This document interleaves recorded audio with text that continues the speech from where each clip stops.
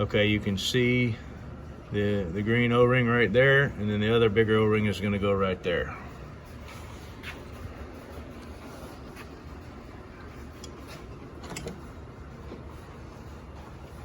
But again, make sure you put a little bit of oil on the O-rings prior to putting them on. And you can also take these other parts off if you can't get your hand in here. Right. There ain't no way in hell I could have got my hand in there.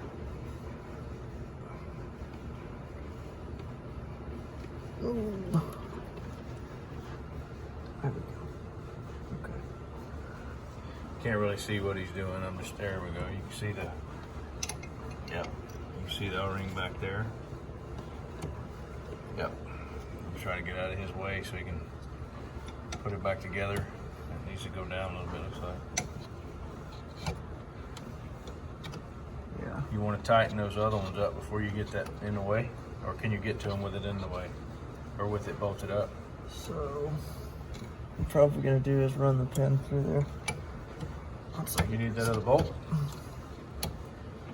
Loosely, yeah. Okay, hold on, I'll grab it.